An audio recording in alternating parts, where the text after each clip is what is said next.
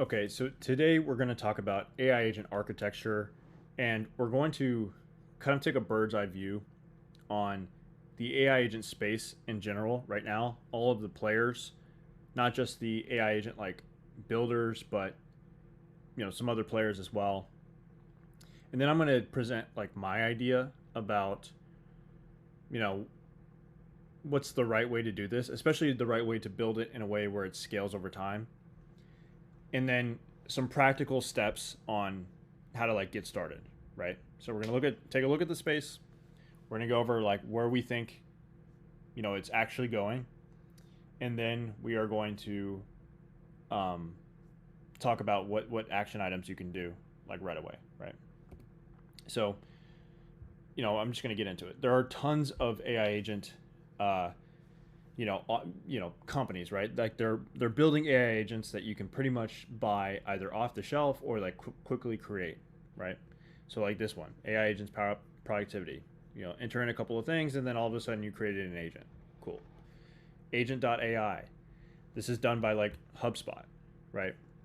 And Dharmesh over there is kind of leading the way. You can see he's the main contributor here, right? So off the shelf, let me get an agent, right? Lindy, build AI automations in minutes. So a little bit different than an agent, but they're going for the same thing. Sintra, they're like personifying AI agents essentially. All your AI employees in one. You know, digital assistants. Cassie, SEO me, I guess. Buddy, right? Personifying agents. Lena, autonomous agent for IT, HR, finance tickets, right? Create and manage GPT agents that your users love, right? You can do the whole call thing that Vappy does. It's like, man, there's like so many here, like, right? So many options. If you're interested in agents and you just Google agents, like, there's just like a ridiculous amount of options now. So many people are seeing the opportunity, but I think that they're going about it the wrong way. OpenAI is posting blog articles about companies building agents using their model. Salesforce finally released their Einstein SDR and sales coach built into their platform.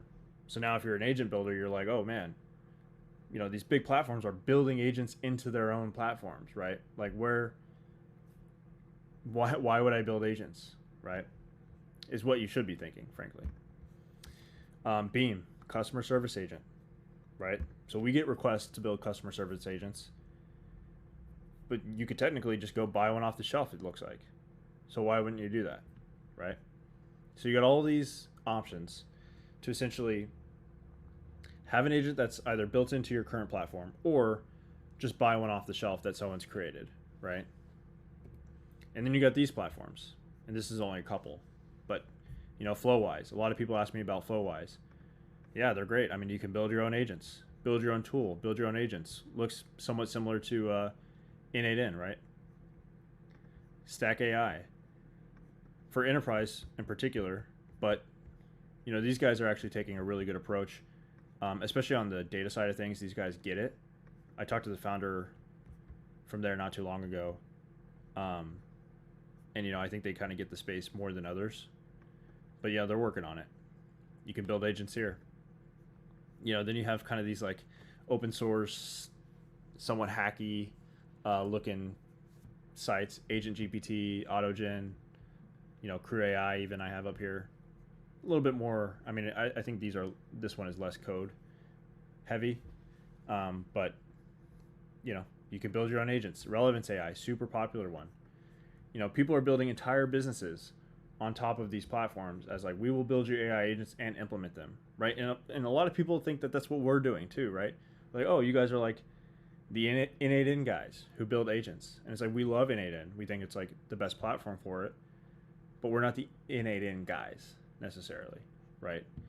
But anyway, great. I mean, Relevance is a great platform for it. They have a really good interface here. But you can also get an out of the box agent. It's not necessarily like fully out of the box, I don't think. I think they do some level of implementation, but same idea. I'm sure they'll come out with more. Like, look, inbound, outbound. Yeah. Mind Studio, this is more like AI automations, but you can pretty much build the same thing, right? Have some kind of form, which we're going to add to our website, but have some kind of form.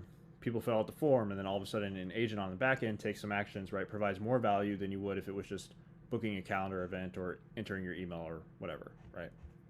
You can do that with Mind Studio. You can do a lot of things, but, you know, and then Crew AI, obviously. So you got your places that are offering like off-the-shelf agents or basically really quick to spin up agents. And then you got your platforms that are, you know, build your own agents from scratch, right? Integrate your tech stack and build your own agents from scratch, right? So what does this mean? An explosion in startups and businesses and frankly like hustlers, right? Entrepreneurs building agents and then offering and selling them. An explosion in platforms to go build agents, right?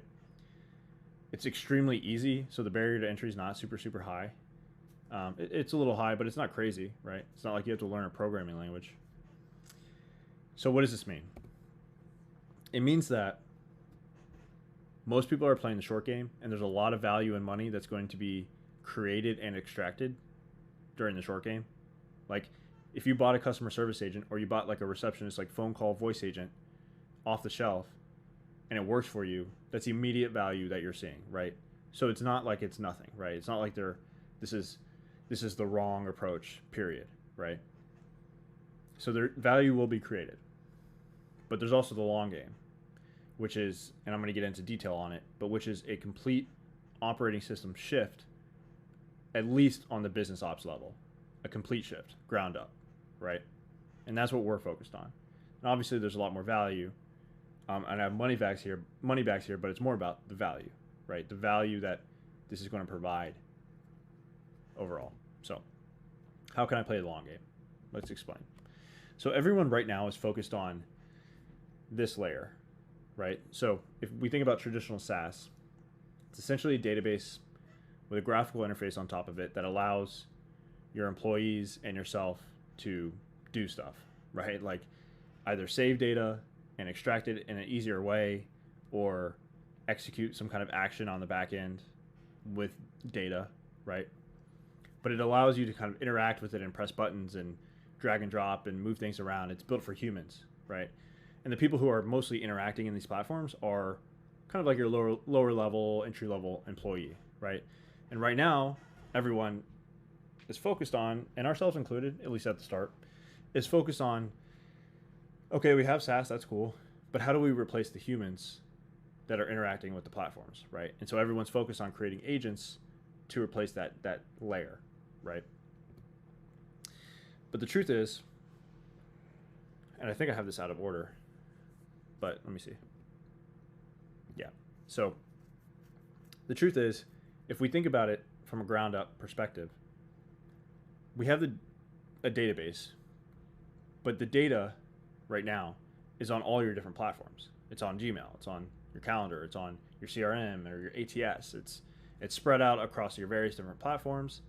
And if you're a more mature business, you probably have a data warehouse where all of that is coming into. But what it means is when you're building agents, they don't have full context. You know, they have just the amount of context that you need to give it to execute that micro workflow that you're having it do. But essentially, let's try to go one for one pairs here. A master contextual database is what we want to build, right? All the data that's coming into your business, all the data points that are being created, all the data about your business it gets embedded into a vector database. And then you can build foundation agents on top of it that can manipulate and do whatever needs to be done with that data, take actions, right? And then you have workflow specific agents that use those foundational agents to do like more custom workflows depending on your business, right? And I'm going to get into more detail on this. But what that's essentially doing is like, okay, there's SaaS, not necessarily a data warehouse, but SaaS has a database. SaaS here is like graphical interface. And then lower level employees are like interacting with the SaaS, right? Probably need to make this better, but. So eventually what's going to happen if it's like all agents, right, is you have your master contextual database as the foundation. Then you have your foundation agents as kind of that first layer of interacting with right now what would be your tech stack and the data. And then you have workflow specific agents, right, that are just handling a workflow like an SDR agent or a customer support agent, all of those off the shelf agents that I showed you. Then later we'll get management agents, chief of staff agents, custom executive agents. Like, you know, as the models get better and the reasoning ability and the ability to plan for long time horizon strategies, right?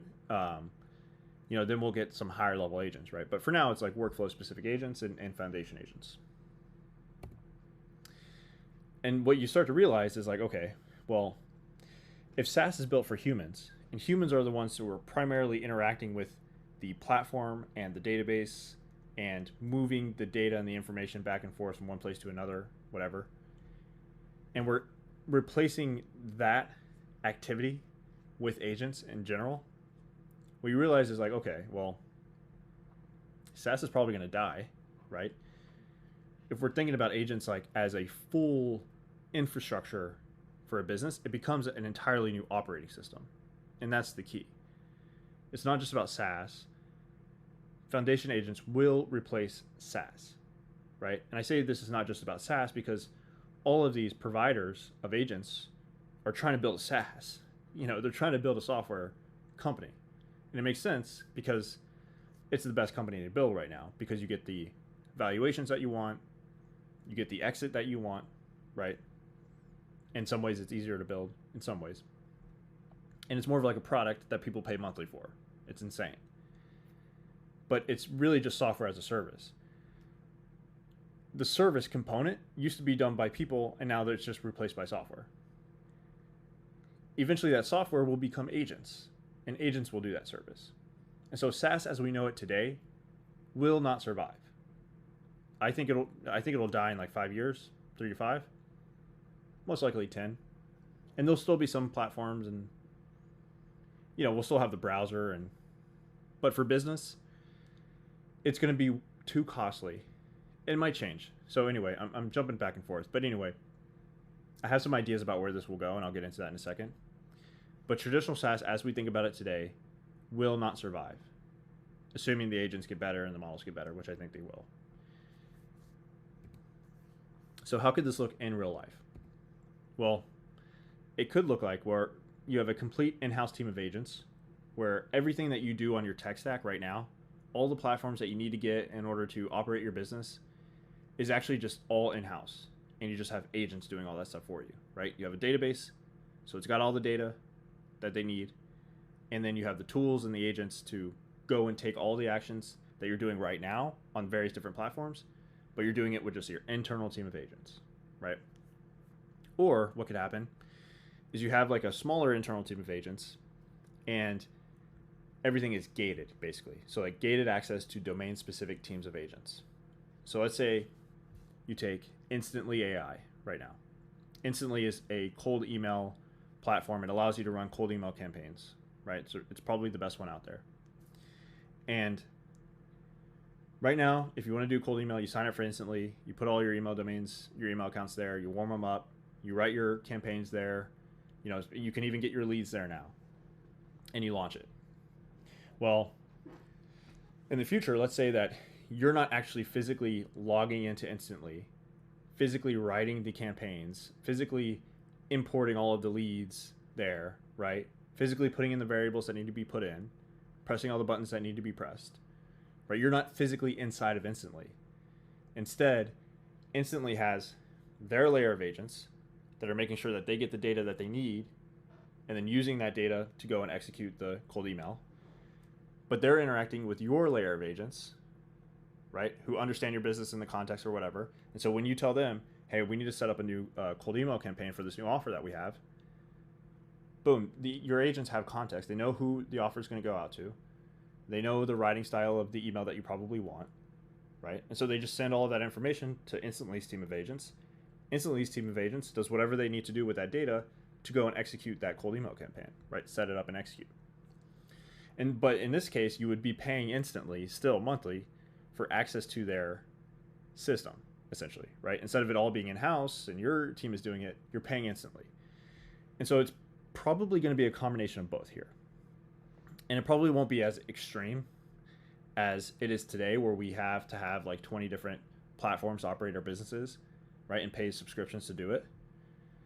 It's probably not going to be that extreme because you'll be able to do a lot in-house, but there are certain things that, you know, these companies have a moat around, or a technical, you know, there's some kind of like technical thing that it would be harder to do for you in-house, right? It would just be cheaper to just, or more efficient to just go and pay for access to their platform and have your agents access their platform, right?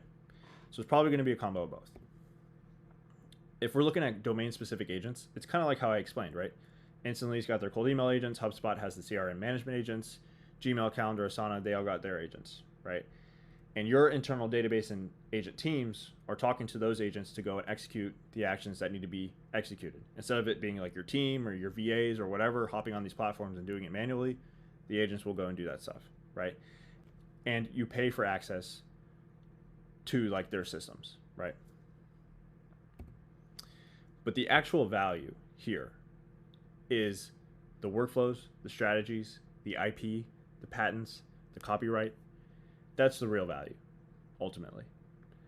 It's not in the tech, because the agents will be able to do the tech. It will be able to handle the platforms and do the tooling. Like, you know, you come up with a micro SaaS or a SaaS platform that's got a better UI than, you know, the industry leader, and so you gain a little bit of market share. That's probably not the game we're playing anymore.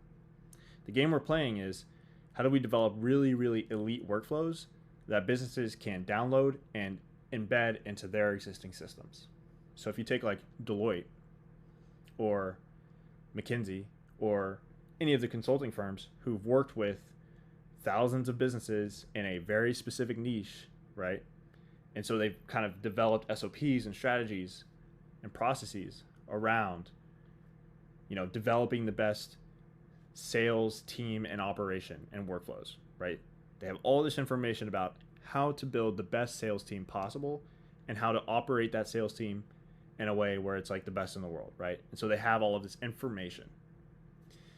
They could technically, I mean, in the future, package up that information. I mean, they could do it now, but they could package up that information and you can basically go buy it, right? Like, you have your team of agents, you buy that workflow, right? The best sales operations team ever, best sales operations workflow ever.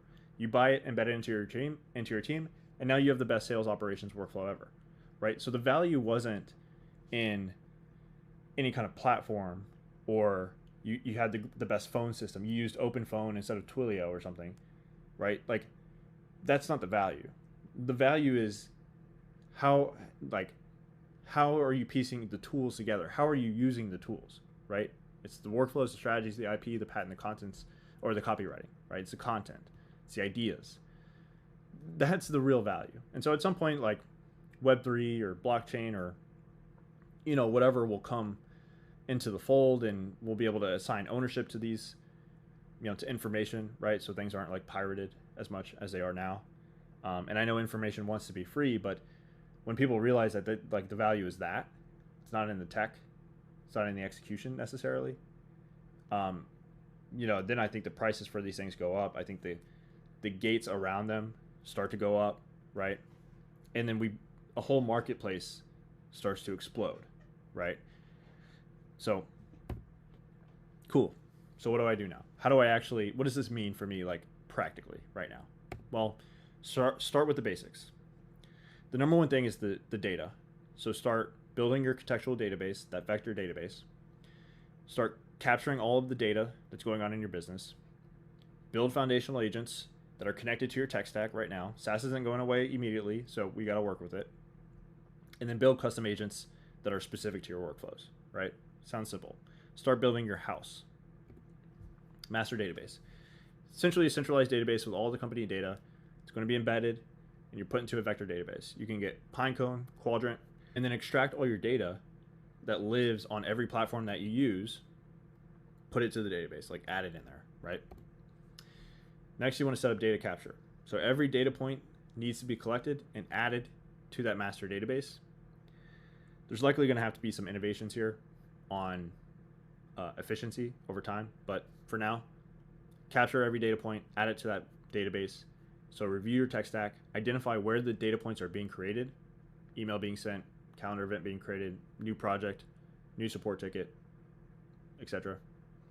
Then set up the automations that will collect that data and add it to the master database in real time.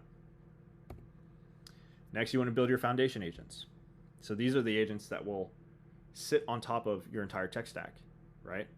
So review your tech stack. Identify the API endpoints that are available. List out all of the input data needed to execute that endpoint. So if it's send a message for email, you need a recipient email address, their name, the subject line, and the message, right? Those are required. Then there's some options where you can do like, you can CC somebody, BCC somebody, change the sender name, add an attachment, whatever. List out all of those parameters, all of those possible endpoints, and then use those to build the tools for each endpoint. So send a message is an endpoint. Create a calendar event is an endpoint. Create an engagement in HubSpot is an endpoint, right? And there's parameters that need to go into those endpoints so it could go do it, right? So like make sure you're collecting all that stuff. And then attach those tools that you've built to an agent and write a general prompt, right? You are the Trello agent, right? You can take any action on Trello. Here are all the endpoints, right? Define the input schema, right? Set it up to be a general agent for that platform. It's a foundation agent. And once you do that, you can start to build custom agents. And this is the part where everyone has skipped to. They're like, oh, customer support agent, SDR agent, HR agent. Okay, cool. But if you skip those early parts, in a year or two, it's not going to matter. Like, it's really not going to matter. You're still going to be stuck on some platform that's got your agents on it that you've worked with, because you bought them out of the box, which you can get value from now. You absolutely can.